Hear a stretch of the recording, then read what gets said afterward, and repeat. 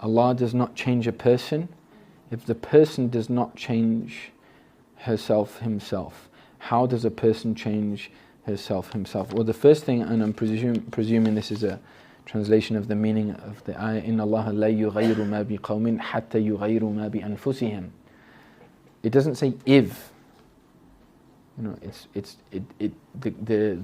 I'd say a closer translation is if a person starts to embark in the process. So if Allah sees that you're starting to make the effort, that's when it starts to, that tawfiq starts to move in.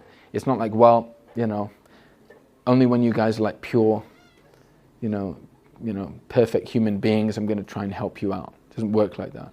Because that's also contrary to the hadith that if a person goes to Allah a handspan's length, Allah comes to him an arm's length. That's figurative. That's not literal. That's not a physical distance. You know, that's like saying, like, you move one step to me, watch how I embrace you.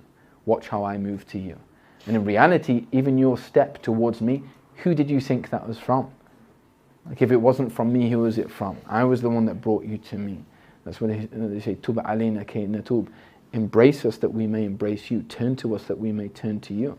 Allah is the only one. So we have to understand the reality of what's going on behind us. So it's to do what you can do, similarly as we said before. How does a person change herself, himself? By going through this process of rectification, by learning constantly about their deen in a way which is progressive, in a way which is transformative, by constantly going through these checks and balances within their own heart and soul.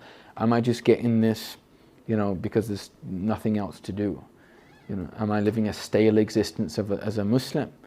Or even worse, am I using this, you know, against other people? You know, because one of the dangers is to learn sacred knowledge and see, these people.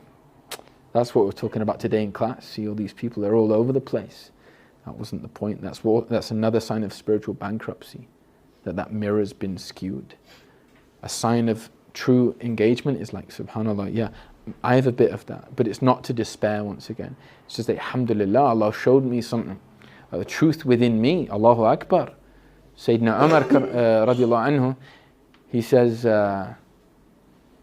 may Allah have mercy, show compassion to the person that gifted me my faults.